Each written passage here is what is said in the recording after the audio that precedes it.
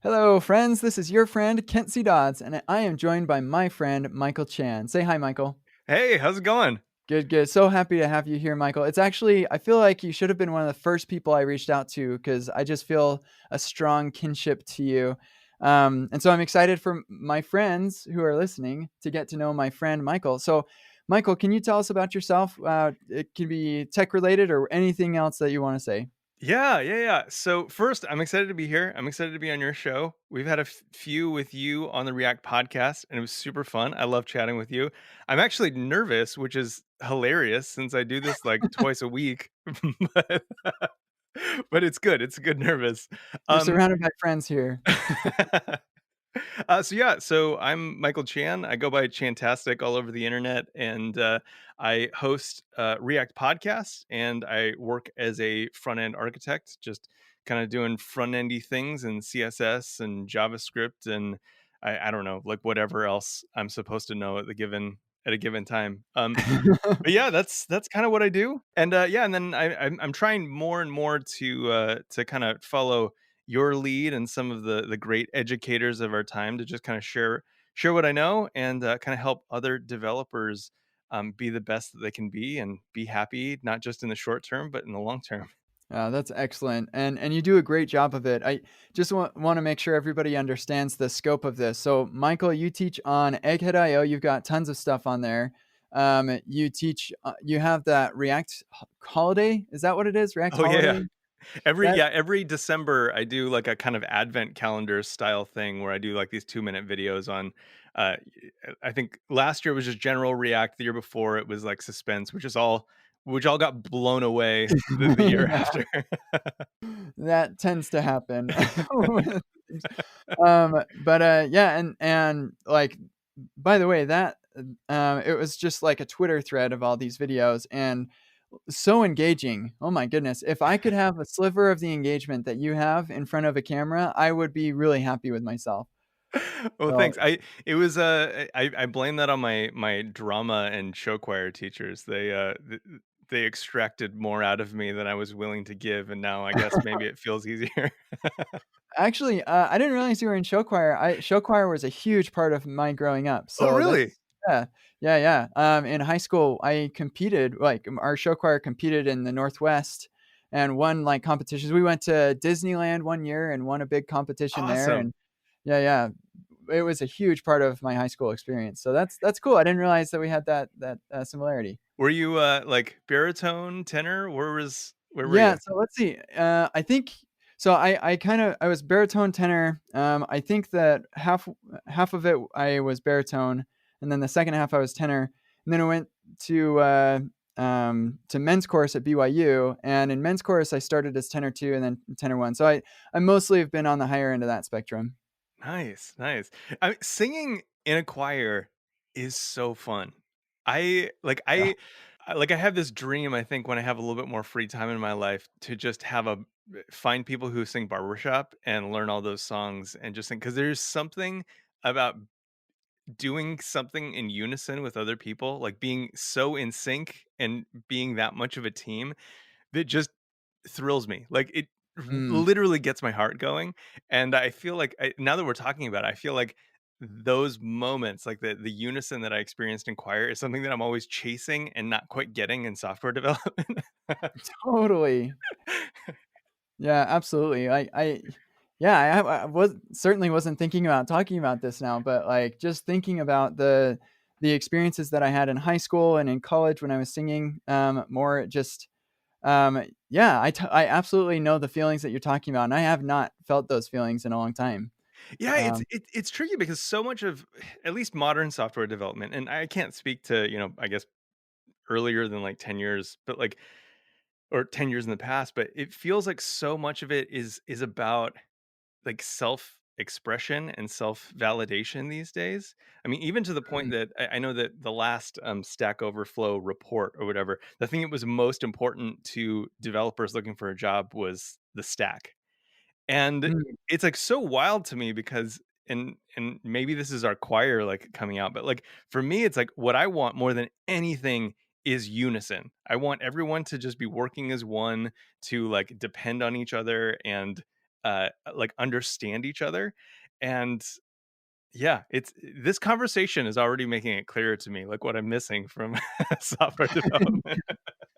Yeah, they're definitely yeah, I definitely feel something missing, like, it's one of those things where, like, you didn't realize that you were missing this until you like, something reveals that to you. Because absolutely thinking about that, there's absolutely stuff that I miss from being a part of a group like that. Yeah.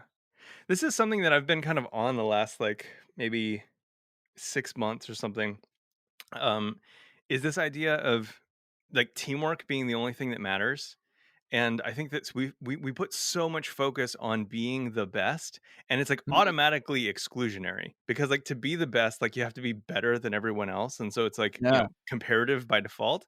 And I wish that we had a better like a better way to think of being our best and like think about it being like more collaborative. Like who have you collaborated with today? How was that collaboration? Did both of you feel like listened to and empowered? And like so much of the metrics that we have just are not set up for that. Like we have the totally. 10x developers, the rock stars, and the all stars, and I just I wish we had I wish we borrowed more from like team dynamics, like whether it be sports or choir or anything that you have to do together.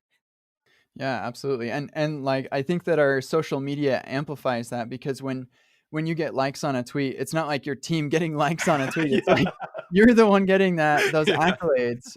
Or I with the educational material that I create, I create lots of that, but there's a lot of collaboration involved. But I'm the one who gets all the accolades for that sure. because it's my voice, it's my hands on the keyboard. But there's so much that goes into that, and like we've got open source libraries I'm using, and like there's so much. But just the way that things are set up, there's the accolades go to the last person in the production line. Yeah, and well, especially in like our attention economy, it's so hard to if you spent the first 10 minutes of a 1 minute video, like a one minute of content, just thanking everybody whose work your work touches, like no one would watch that.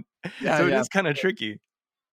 Yeah, that's something interesting to think about. But let's go ahead and transition into Yeah. something else that's also very interesting and wanted to talk about here, and that is so I'm not exactly sure when this podcast will be released, but it should be in the next when we're still going through or have very unfond memories of the current time. And so this is being recorded on April 7th, and March was just a total nightmare with the coronavirus thing. And I expect that the economy will be in an even worse state. There will be even more people who have died from this thing, which is just so awful.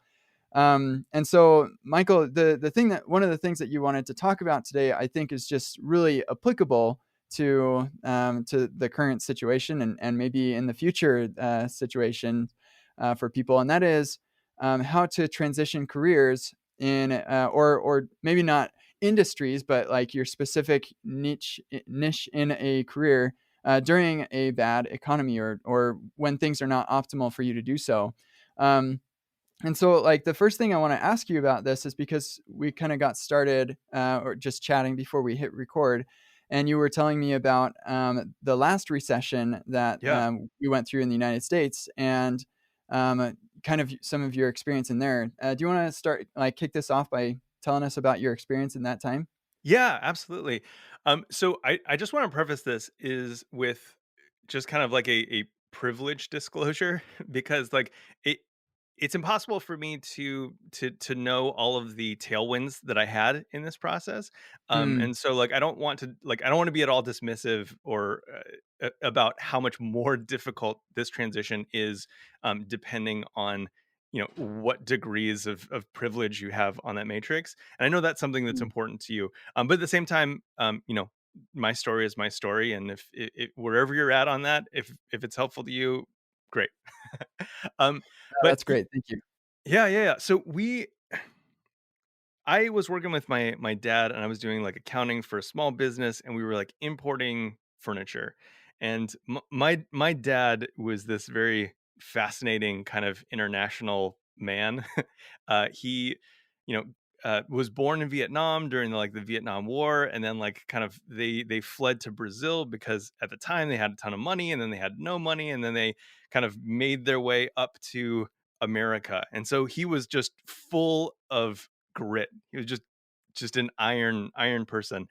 And yeah, we kind of he built this business that I was like taking part in and working together in.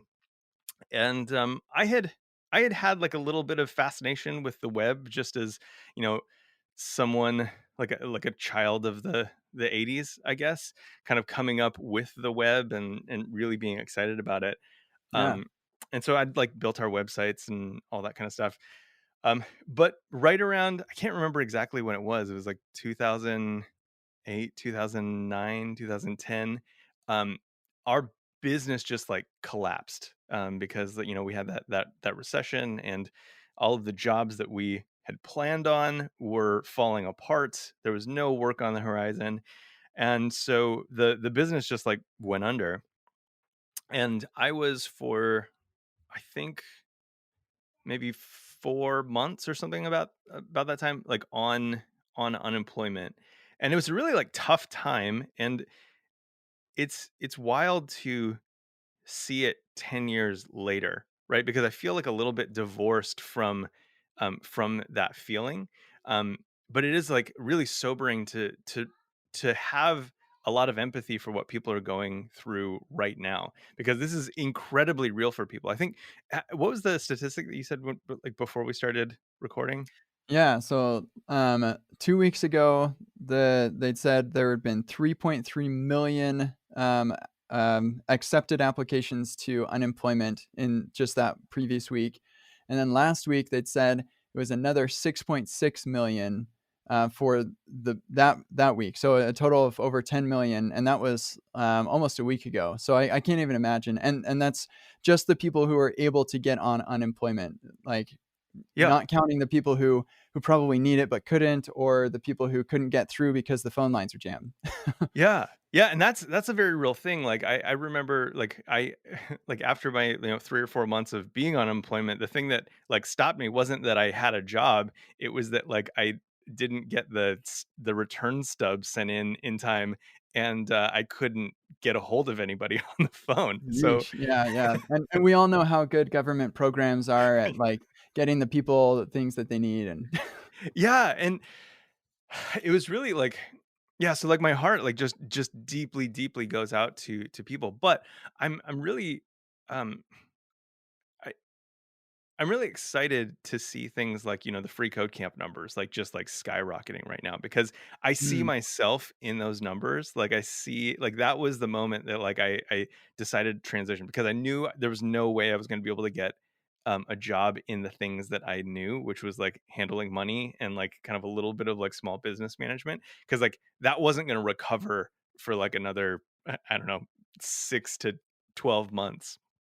um, but yeah, so just kind of spending like literally every spare second of my life just reading what I could. I remember like to the point that I remember I'd go to the park with my son, who was, I don't know, maybe 1 at the time, and then I'd be, if I was standing behind him pushing him on the swing, I'd be reading like docs for like Ruby or JavaScript, or whatever thing I was trying to like, you know, be able to like use in my in my career.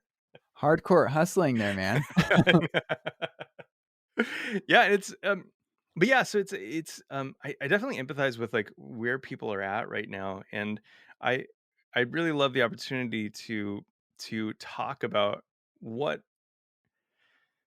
I guess, like what's like demanded of people in that time, because it really does, I want to say it's like really maybe like unfair. Like I know that I cut years off of my life by like, only sleeping like 3 hours a night during that time, trying to like, because I was actively putting in applications for jobs that I knew I wasn't going to be able to get, and then like trying to find anything on Craigslist that I could find that would pay me even a little bit to do the thing that I kind of wanted to transition into. Because like, there's no way.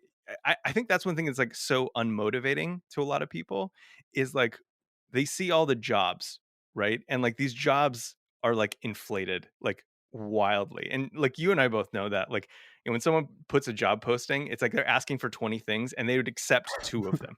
Yeah, absolutely. This is like these are suggestions for the type of person that we want because we know that there are 3 people in the world who have all of these Yeah. qualifications, and we couldn't afford them anyway. Yeah, and like that's like such a big thing to navigate, but it's so intimidating when you start in like tech is just, one place where that happens, but like any place where you like start to transition into a new industry or field, it's so intimidating to think like, wow, well that's who I have to be to get this job. Mm, Like I'm never going to be that. And and yeah, it's just like kind of starting small is like so important, and like just trusting the process that like if you keep pressing into it you'll get there. And I mean, like, yeah, I mean, have you been on hiring at all? uh, on a like, are you talking about a specific site or just, like, hiring people? Oh, like hiring people at all? Yeah, yeah, I have done that at, yeah, my last 2 companies. I hired a couple people. How did you feel about that Oh my process? goodness. It is. So the first one was a really small company, and I was hiring the second front end engineer to work with me, and so that one was not as difficult, Sure. because we didn't have as many applications. It was actually people I reached out to and stuff. But, like, you hate saying no because like, I reached out to you, and now I wasted all your time is kind of the way I felt. Um, but, yeah, the my second experience at PayPal, I interviewed an infinity people, and it, yeah, it was really hard. We had, like, a pretty well-structured process and stuff, and so you'd have a couple people interview, and you'd say yes, you'd say no, you say maybe, and whatever, and I felt a little more disconnected, to that Sure. because sometimes I wasn't hiring for my team, somebody worked for me, and also, like, I didn't have to I don't know. I'm not saying this is a good thing, but the way I felt about it was just pretty disconnected because I didn't have to be as invested in this Yeah. person, which is a personal failing for sure. Yeah, what's interesting because like I think I I always want people like as soon as they can to like get to a place where they can at least start reviewing applicants. Like, so like, and I think this is, I mean, definitely in tech, but like, Rachel Neighbors, I had a conversation with her. She is part of the React core team and does a lot of the docs and community stuff. We had a chat, and she was saying like, interviewing in tech is like a skill like that is totally separate from like the skill of being able to do your job. And, like, once you realize that, you realize, like, just like anything else, it's, like, totally hackable. And, you and I get asked a lot, "Oh, man, I have all this imposter syndrome around, like going out for interviews and, like, trying to land a job. I feel like I just don't know enough." And I always tell people like make your goal like to fail 10 interviews because like what you'll learn from failing those interviews is what you need to know to, to nail the 11th. And like for most Mm. people like I doubt that you'd even get through all 10. Yeah, yeah. That's awesome. I love that mindset. Like, and correct me if I'm wrong, but I feel like the mindset isn't so much like, um, I like dejected and like, oh, I'm gonna fail 10 interviews, but it's more like I'm going to at least get through 10 interviews, and I'm going to learn as much as I can through this process. And if I get picked up, then that's great. But that's my goal is just to get through these 10, and that's something that you can control, right? Yeah. Like, I can control that, and so I'm the master of my own destiny. Yeah, I think that's, like, the most important thing because it's totally like, at the end of the day, it's a mental hack. You're gonna do 10 Mm. interviews, like, either way. And so Yeah. it's really framing, but it really does I think it does give you that control over your life where it's like, my value is not defined by what, like, someone says I can or cannot do.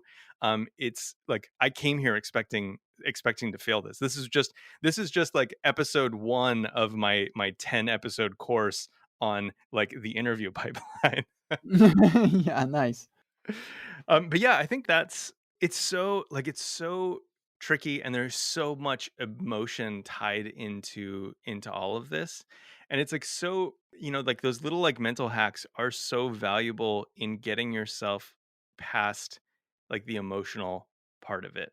Um, because there's so much like I think you're already in a vulnerable spot anytime you're like switching careers or like are forced to like rethink your career like in a time like this.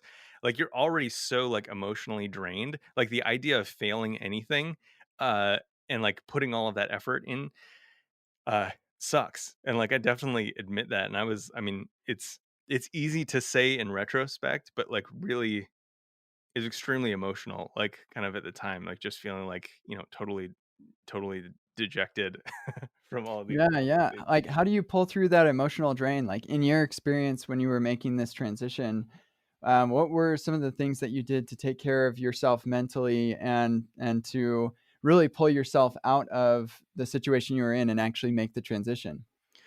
I don't think I handled it well, to be honest. I think I have a personality that thrives on pressure, and I know that, that's not where a lot of people are, but I think that, the fact that I had, like, just bought a house and was, like, pretty, like, recently married. I was still like a young married, we just had a kid. Like there was I was like I had to make it work, right? And I think for me that was fine. I know for a lot of people that could be enough to really drive them into like a deep depression where they're incapable of working. And so I definitely empathize with that. But I think for people who are driven by pressure, um, it it kind of worked.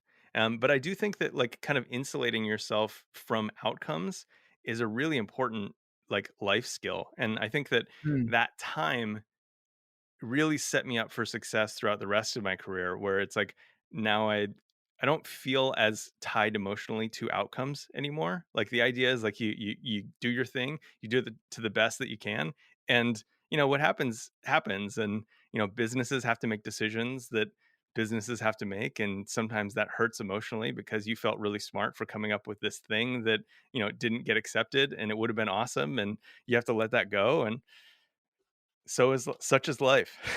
Yeah, yeah, absolutely. Yeah, so, like, let's say that let's envision this, person, Yeah. Cheryl, who and Cheryl's like, "Hey, I was laid off by, some company. I've been tinkering around with building websites, and I kinda wanna get into, this tech thing, but I'm seeing all these listings for the impossible engineer. How do I break into this, especially in such an uncertain economy right now?" Yeah. Man, that's tough. I think to be totally honest, like I could not have done it without friends. And I think that that was Mm, like, going to meetups, just talking with the people in my life who were already in the industry that I wanted to transition into, like tech. I got my first job, you know, kind of post all of the kind of HPSD to HTML and like HTML signatures that I did on Craigslist for like, $15 a shot. Um, mm. beyond that, like the first actual job I got in tech was just from a friend, right? And they were in a position where they were looking for people, asked if I could learn enough to actually like get through the interview process. And that's, I mean, that's how I kind of transitioned in. And having those relationships is invaluable, and finding them wherever you can, and I guess like exploiting them. Like, you're taking advantage of something that someone's offering, right? That Yes. that relationship. Yeah, Yeah. so exploiting has a negative connotation, but I think we know what you mean. Yeah. Well, yeah.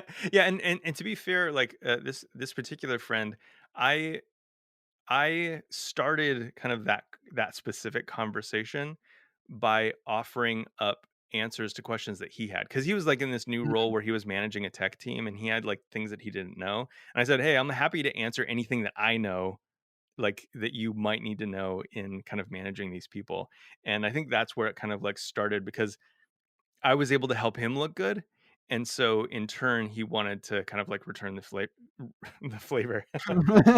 Nice. Return the favor.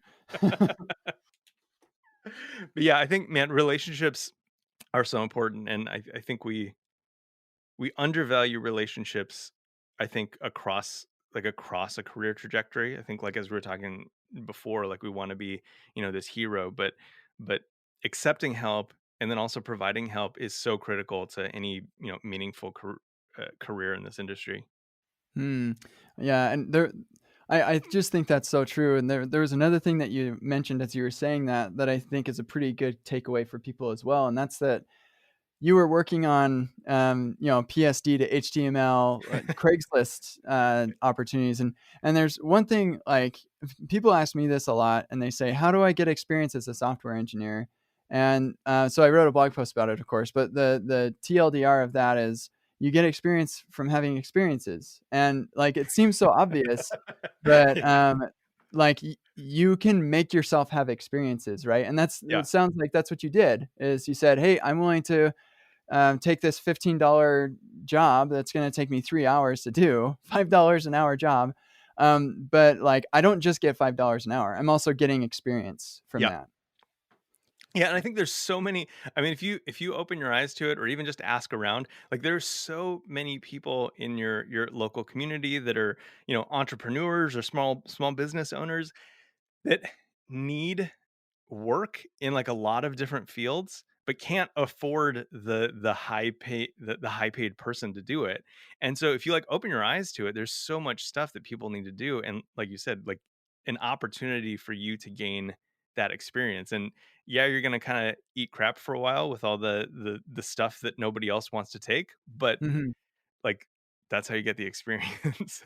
Yeah, absolutely. Like Um, that can't be overstated, I think. It's stuff that other people don't wanna take, but, that's because they've already had those experiences. They don't need those experiences Yeah. like you do. And so it's I mean, maybe it's not super fun work, but for you as a new entry into this, it actually is pretty like, it can be pretty rewarding work. Yeah. Like manually copy pasting, text into this other text field or whatever, like that, you know, you can turn that into an opportunity to learn something new, like figure out how to script that so you can get yourself out of that. That's Yeah. actually how I got into programming, was scripting my job. And yeah, so there, I yeah, I think that can't be overstated as a useful thing to do. Is there's no shame or even like lack of dignity, I guess, in doing those lower jobs, because you're not just getting the low pay, you're also getting the experience that I think is really that's what you're looking for. Yeah, and So, and there's so much to be said about real work experience just as being a high value. Because I mean, I still think back to the lessons that I learned about, the differences in email clients and like the way they render markup and all that kind of stuff from literally just making email signatures for people. Like I learned mm, so much about semantic markup and rendering engines like in that time, that has paid dividends throughout my entire career, because like I don't have to relearn these like small lessons anymore. And yeah, you never know, like if you're open to it, you can learn something powerful from any project. absolutely. I feel like we could go on and talk about this like forever, but Sure. as Yeah. as we wrapped up and come down to the end of our time here, the homework assignment that we want to give people, is like start thinking about what it is that you want to do. Like you may be listening to this thinking, well, this sounds like a really great thing that I can share with my friend, Fred, and who is interested in transitioning out of plumbing into tech, or vice versa, whatever the case may be. But like maybe there's something that you would rather be doing than your day-to-day job. Mm. And so the challenge like applies to everyone here. But our homework for you is to sit down for 5 minutes and just think about what you really want to do with your life, what you really want to do. And because we live in a capitalist world, you have to get paid to do that. So think about how you can get paid to do the thing that you want to do. So figure out how you can sell that thing that you want to do, and then get one customer, get one person to pay you just any amount of money to do that one thing. And yeah, then that can be the first step in making this transition for you. You have anything else to add to that, Michael? Yeah, no, I think that's perfect, and I think it's a really good way to wrap up. One analogy that I like to kind of make is with a dial. Like a dial, once it's in place, is really easy to turn up, but it's really hard to make the dial, right? So, like, blogging, like, if you want to write, like, you need to find the easy, like, the least amount of friction. And Mm, sometimes, like, setting up the blog and, like, making all of those decisions is really, like, the hard work. But you want to get to that point where you have something, you have a post out there, you know exactly what to do when you sit down, and then just, like, crank it up. Like, okay, I got one mm. customer, now I need to find another customer, or charge $5 more an hour, or whatever it is. Just, like, keep cranking that dial up. That's like, once you have it, it's kind of easy from there.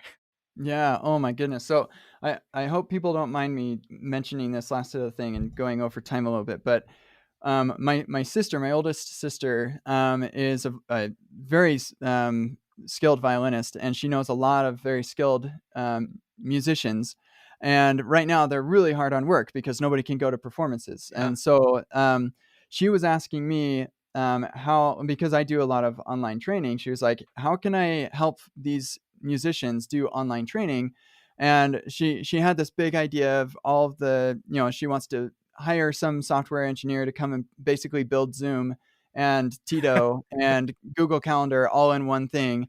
And I was telling her, "Hey, listen, like, I really don't think that's probably the best course of action for you. Here's what I recommend." And I said, start doing everything manually. Like, get the Yeah. pieces of software that you need, work them, put them together, and that's the value that you can provide to these musicians who are your instructors. Is do all of the work for them. Tell them all you need to do is show up and teach some people for an hour and you'll get money, and I'll do everything else. And everything else, when you're just getting started, is just a ton of manual work. Yes. But if you try to automate all of this stuff before you've done any of the manual work, you will automate the wrong stuff, Yep. or you'll automate it in the wrong way. And so I think she's taking my advice. But that would be like maybe another related takeaway to all of this is just like, don't try to build the solution before you've experienced the problem. Yeah. So, Best advice. Hot yeah. takes. Yeah, yeah. It's hot in here. All right, let's wrap this up. Michael, thank you so much for coming on and chatting. It's been a pleasure. Hopefully, my friends have gotten to know you, and we're all friends now. And yeah, we'll sometimes, Michael, I end my podcast by saying we'll be in your ears next week, which I shamelessly borrow from you. But yeah, I guess I don't do the weekly shows, so we'll be in your ears next time. Oh, actually, really quick, Michael, Yeah. what's the best way for people to get a hold of you if they Oh, wanna yeah, reach? yeah. So I'm Chantastic on Twitter, and or React Podcast, if you don't necessarily want to hear from me, but you want to hear from me and other people. And yeah, it's probably the best way. All right, awesome. Thanks so much, Michael. Thank you. Bye, everyone.